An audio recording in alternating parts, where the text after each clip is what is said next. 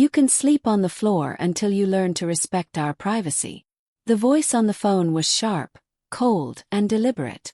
It was the voice of her daughter-in-law, Clara. For 71 years, Evelyn Harper had lived with dignity, raising her only son alone, working double shifts, paying her mortgage, and building a home filled with love. But that night, someone spoke to her as if she were a burden. "Understood?" Clara demanded. Evelyn paused, her throat dry.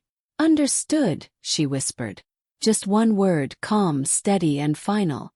Because something inside her had just died. 20 minutes later, she dragged a mattress across the living room floor, the sound echoing through the house she had owned for 3 decades. That was the place Clara had decided her mother-in-law should sleep, as punishment. As Evelyn spread the sheet on the cold tiles, her knees cracked beneath her. She winced but didn't stop. She had spent 3 years transforming her home into a paradise for her son, Daniel, and his wife. She cooked their favorite meals, cleaned their rooms, ironed their clothes, and smiled even when they ignored her. But that night, as her fingers trembled against the fabric, something inside her shifted. The soft smell of pot roast still lingered in the air, the same roast she'd cooked for 4 hours hoping they'd have dinner together. The table was still set with her best dishes. The candles melted down to nothing. Dinner had gone cold, forgotten, like her. All she got instead was that cruel phone call. "Evelyn," her neighbor Mrs. Lawson had whispered earlier that day, "you need to hear this." She handed over her phone, her expression tight. Evelyn pressed play. Clara's voice came through. Mocking, cruel, full of laughter. "I can't stand that meddling old woman anymore. I'll teach her who's boss tonight." Evelyn's breath had caught in her throat. That same night, those words became reality. Now, at 71, she stood in the living room of her own house, preparing to sleep on the floor like a disobedient child. Her hands trembled not from age or cold, but from a deep rage that had been building silently for years. 3 years ago, when Daniel asked if he and Clara could stay, just for a while, Evelyn had given up her master bedroom for them. She moved her things into the small sewing room and told herself it was temporary. "Just until we save up for a down payment," Daniel had said, flashing that boyish smile she could never resist. But weeks turned into months, and months turned into years. Her temporary sacrifice became their permanent comfort. Every bill was hers. Every grocery trip was hers. Every silent act of gratitude was missing. Evelyn kept telling herself it was love. But it wasn't. It was servitude. Clara didn't work. She woke up at noon, ate the breakfast Evelyn prepared, left her dishes in the sink, and went out shopping or gossiping with friends. She came back at night expecting dinner hot on the table and her laundry neatly folded. Daniel always defended her. "Mom, Clara's just adjusting. She's not used to housework." Or, "Mom, she's been stressed. Be patient." Every excuse chipped away at Evelyn's patience. But she stayed silent, believing that love meant endurance. That night, lying on a thin mattress in her living room, she finally understood she had mistaken slavery for devotion. Morning came. Her bones ached, but her mind was sharp for the first time in years. She folded the sheets and tucked the mattress into the closet like nothing had happened. She brewed coffee, fried eggs for Daniel, toasted bread for Clara, the usual routine. The smell filled the kitchen, rich and comforting. Daniel came down, yawning. "Morning, Mom," he said, sitting without even glancing at her. Clara followed 20 minutes later, wearing the pink silk robe Evelyn had washed and ironed the day before. She poured herself coffee, scrolled on her phone and said casually, "My friends are coming for lunch. Make something special, okay?" Daniel nodded instantly. "Mom, maybe make that roast chicken Clara's friends loved last time." Evelyn stood at the sink, hands wet from the dishes, and said nothing. The silence grew uncomfortable. "Mom," Daniel prompted. "Of course," she murmured, the words mechanical. But something had changed. As she chopped vegetables and seasoned the chicken with herbs from her garden, a quiet voice rose inside her. "Why am I cooking for people who humiliate me?" She pushed the thought away, but it kept returning, louder each time. At noon, Clara's friends arrived. 3 women in designer clothes, their laughter echoing through the house. "It smells amazing," one said, slipping off her coat and tossing it onto a chair. "You're lucky, Clara. Not everyone has a mother-in-law who cooks like this." Clara smirked. "She's useful, though sometimes she forgets her place." Laughter filled the room like poison. Evelyn stood in the kitchen doorway, invisible. "So when are you two getting your own place?" one friend asked. "Oh, we're comfortable here," Clara said.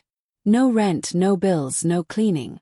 It's like living in a hotel with room service." They laughed again.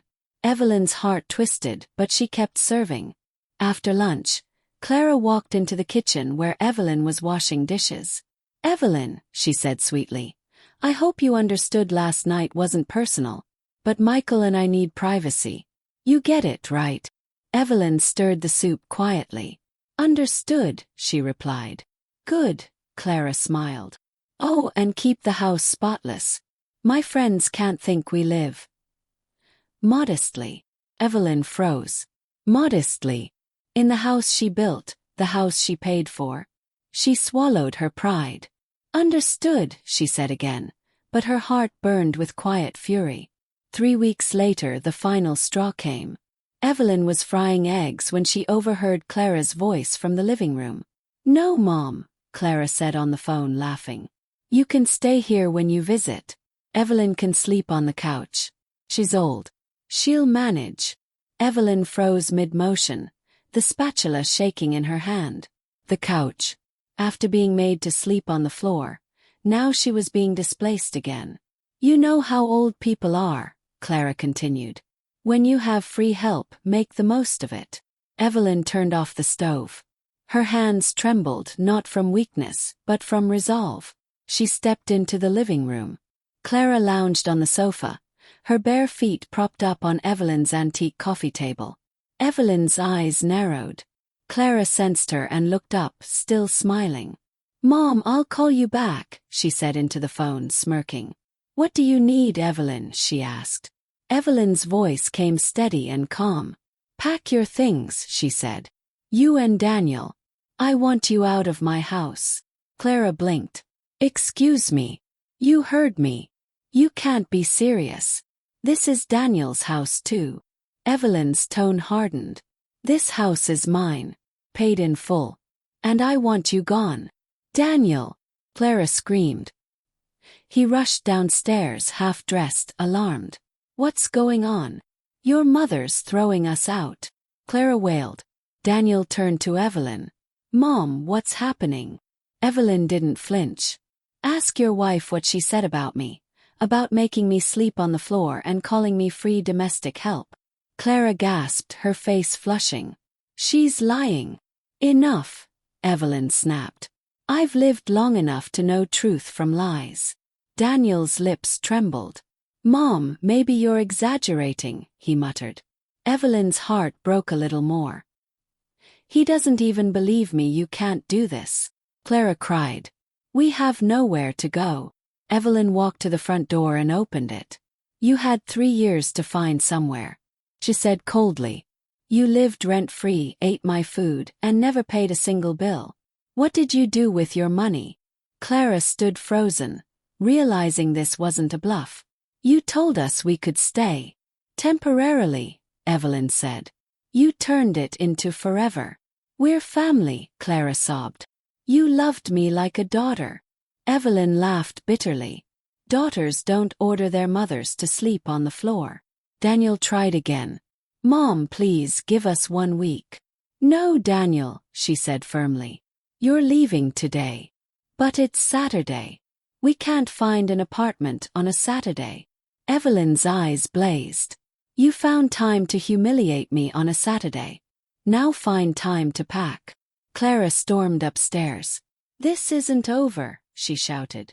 "You'll regret this." Evelyn's voice followed her, calm and cutting.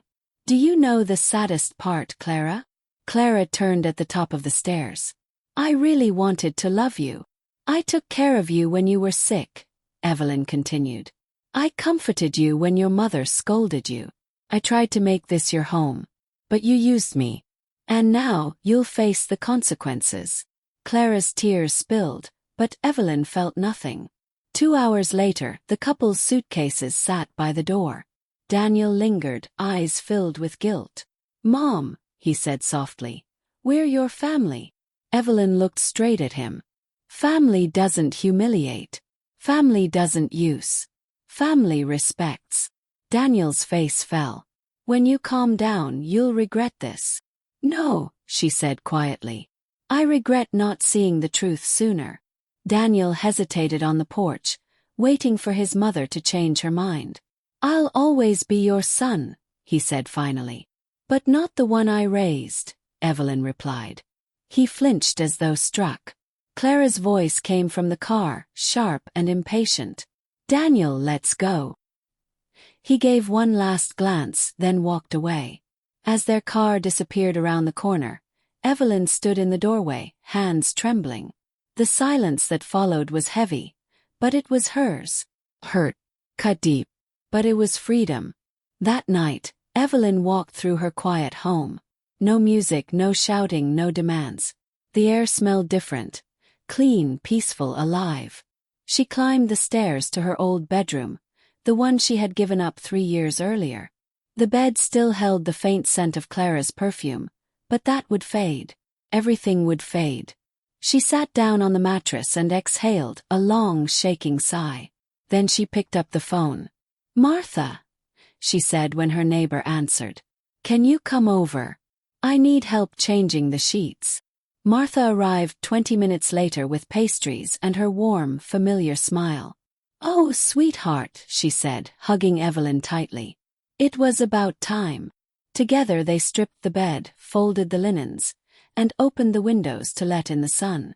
The afternoon light poured in, bright and golden. "You know what's strange?" Evelyn said softly. "I don't feel guilty." Martha stopped, a pillow in her hands. "Why would you?" "Because I'm his mother. Mothers are supposed to sacrifice everything." "Who told you that lie?" Martha asked gently.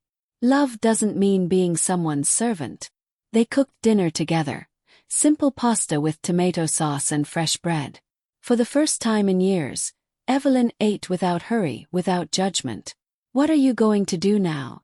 Martha asked, rinsing plates. Evelyn smiled faintly. "I don't know. I've lived for them so long, I forgot how to live for me." Martha squeezed her shoulder. "Then start learning, dear. It'll be the best adventure of your life." Evelyn laughed softly. That night, she slept in her own bed, deeply, peacefully, without fear. Sunday morning came with sunlight and silence. No clattering dishes, no voices demanding breakfast. Evelyn made coffee for one, toast for one, and sat on her patio watching the sunrise. At 10 a.m., her phone rang. It was Daniel. "Mom," his voice cracked. "We spent the night in a hotel. Clara's crying nonstop. Please, let's talk. We're a family." Evelyn took a sip of her coffee.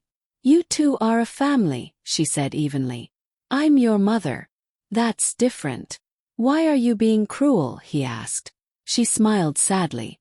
"Cruel, Daniel, is making your mother sleep on the floor." Daniel was silent on the other end. "Mom," he said finally, "Clara's pregnant. Please, we need to come back. You can't let your grandchild grow up without you." Evelyn's chest tightened, but her instincts stayed firm. "Are you sure she's pregnant, or is that another story?" Daniel gasped. "How can you say that?" "Because for 3 years you've both lied about everything else," she said quietly. "If she's really pregnant, bring me the test result. Not a photo. The real one." He hesitated. "You don't trust me anymore." "No," she replied. "And that's the consequence of what you've done." An hour later, Daniel arrived at her house alone. His face looked tired, his eyes red. "Here," he said, showing her a photo on his phone. "Pregnancy test. 2 pink lines." "Where was this taken?" Evelyn asked. "At the hotel." "Where did you buy it?" "We already had it," he stammered. Evelyn folded her arms. "That's strange. The pharmacies close early on Sundays." And if Clara had been trying to conceive, she would have stopped her birth control, the one I picked up for her last month. Daniel's shoulders slumped. "She's not pregnant," he whispered. "It was Clara's idea. We just needed time." Evelyn's heart sank. "You lied about a child to manipulate me?" Daniel looked at the floor. "We're desperate, Mom. We don't have anywhere else." "You had jobs," she said coldly. 3 years rent-free and you saved nothing. That's not desperation. That's irresponsibility." He tried again. "Just 1 week." "No," her voice sliced through the room. "Because 1 week becomes a month becomes a year, and before I know it, I'm back to sleeping on the floor." Daniel's voice cracked. "Mom, if I walk out that door, maybe I'll never come back." Evelyn looked at him, calm and unflinching. "Then maybe that's what needs to happen." That evening, Martha visited again and found Evelyn sitting peacefully by her garden. "You did the right thing," Martha said after hearing everything. "He'll come around one day, but he needs to learn." Evelyn smiled faintly. "I feel free, Martha. Scared but free." The next 2 weeks were quiet, beautifully quiet. She cooked for herself, read books, and finally listened to her favorite jazz records without anyone complaining about the noise. For the first time in years, she didn't have to walk on eggshells in her own home. But peace never lasts long when guilt and manipulation are involved. One morning, a police car pulled into her driveway. 2 officers stepped out. "Ma'am, are you Evelyn Harper?" The younger one asked. "Yes. Your son, Daniel Harper, filed a report. He says you might be suffering from memory problems and could be in danger living alone." Evelyn froze, then composed herself. "Officers, would you like some coffee while I show you how dangerous I am?" She served them coffee in her finest china, walked them through her spotless house, and showed them her perfectly organized medication boxes after their inspection. The older officer smiled kindly. "Ma'am, you're perfectly fine.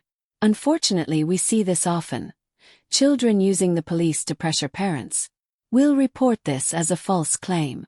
If they try again, they could face charges." When the officers left, Evelyn sank into her chair, shaking with disbelief. She called Martha immediately. "They called the police on me, Martha. My own son." Martha sighed deeply. "Oh, honey.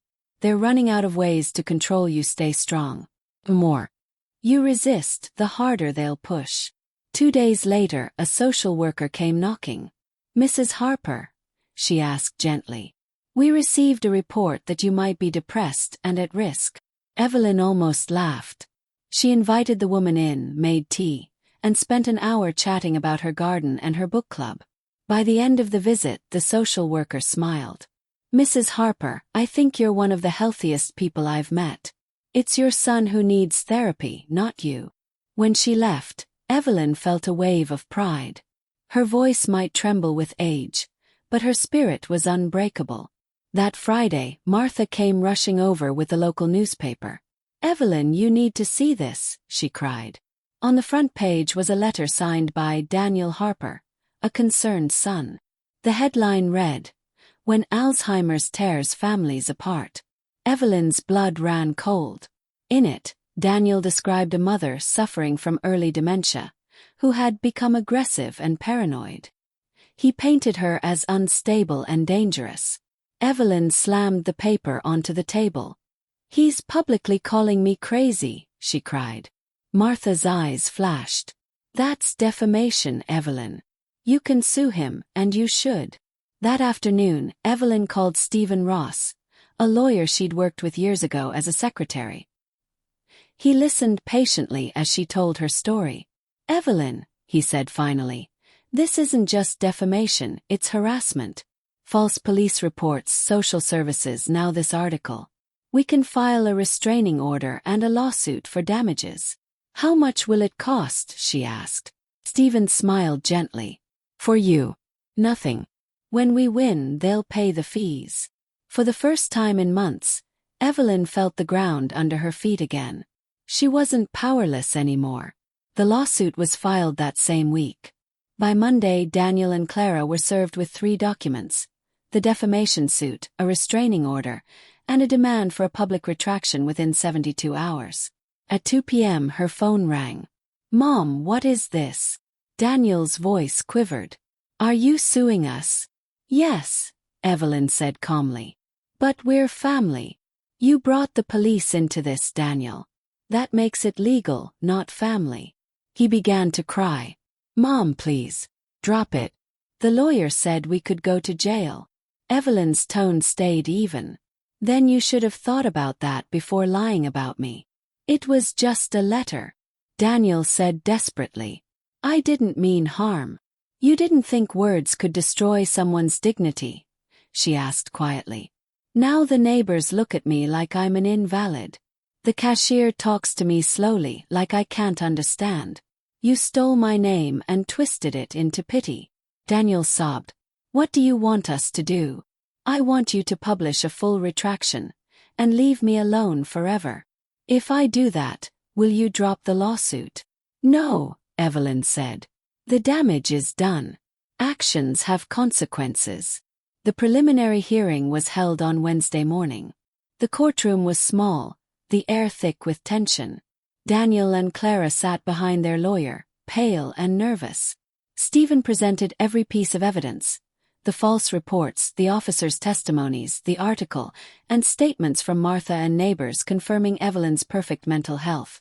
The judge, an older man with tired eyes, listened quietly before asking, "Mr. Harper, is it true you publicly claimed your mother had Alzheimer's?" Daniel nodded weakly. "Yes, Your Honor." "And do you have a medical report to prove it?" "No." "Then your actions are defamatory," the judge said sharply. "This court orders a full retraction, payment of $25,000 in damages, and a permanent restraining order." Daniel's lawyer protested, but the judge cut him off. "Enough. The law protects parents too." Evelyn felt her knees weaken, not from fear, but from relief. She had won. The judge looked at her kindly. "Mrs. Harper, you've been through a lot. I hope this brings you peace." Tears welled in her eyes. "Thank you, Your Honor," she whispered. Outside the courthouse, Stephen smiled. "Evelyn, you didn't just win a case. You reclaimed your dignity." That night, she poured herself a glass of wine and watched the sunset from her living room window. For the first time in years, her heart felt light. The next morning, the newspaper published Daniel's retraction. It was a full-page apology, admitting that he had lied, that his claims were false, and that his mother was of sound mind. He apologized publicly for defaming her. Evelyn clipped the article, folded it carefully, and placed it in her journal. That same afternoon, Martha arrived with a sealed envelope. "This came for you," she said, eyes sparkling. It was a letter from a senior living community in town. They'd read about Evelyn's case and admired her courage. They offered her a job as an activities coordinator, with a furnished apartment included. Evelyn blinked in disbelief. A job? At 71. "Read it," Martha urged. "They said your resilience and organization are exactly what they need." Evelyn smiled. "Then maybe it's time to start over." Selling the house was emotional but freeing. As she packed boxes, Evelyn realized most of her pain was tied to those walls. She donated most of her furniture and kept only her favorite books, photos, and her mother's china. A young couple with a baby bought the house. Watching them admire the rooms, Evelyn felt peace. The home needed laughter again, and now it would have it. Her new apartment was smaller but perfect: 2 bedrooms, a cozy balcony, and a view of the park. For the first time, everything inside belonged only to her. Her new job brought unexpected joy. She organized small events, game nights, book clubs, dance evenings, for residents who adored her warmth. "Mrs. Harper," said Arthur, an 80-year-old widower, "you make this place feel like family." That word, family, no longer hurt. She had learned that family isn't about blood. It's about respect and choice. Every smile from those residents healed a small part of her heart. On Sundays, Martha visited. They cooked, laughed, and shared pastries on the balcony, watching the world go by. 6 months later, the phone rang again. "Mom." Daniel's voice sounded fragile. Can we talk? Doesn't that break the restraining order? I had it lifted. I just want to apologize. Evelyn agreed to meet him at a small cafe near her apartment. When he walked in, she barely recognized him. Thinner, weary, broken. Clara wasn't with him. Where's your wife? She asked. He looked away. She left. Took what was left of our money and ran off. I lost everything, Mom. Except guilt. I was horrible to you, Daniel continued, his voice trembling. I treated you like a servant, not a mother. I don't want money or help. I just want a chance to make things right. Evelyn studied him quietly. Forgiveness doesn't erase consequences, she said softly. But it can start healing. I can forgive you for being a bad son, but I won't go back to being the mother who accepted it. He nodded. Then let's start over. Evelyn smiled faintly. We'll rebuild, but on my terms. Respect first or nothing at all. 6 months later, Daniel visited her weekly. Their relationship was cautious but real. 2 adults learning mutual respect. He now worked 2 jobs and never arrived empty-handed. How are you, Mom? He'd ask, meaning it. Evelyn would smile, serve tea, and share stories from her residence. Sitting on her balcony one evening, she watched the sunset turn the sky gold and whispered to herself, I did it. At 71, she had reclaimed her dignity, her peace, and her freedom. She finally understood the greatest truth of all: real love never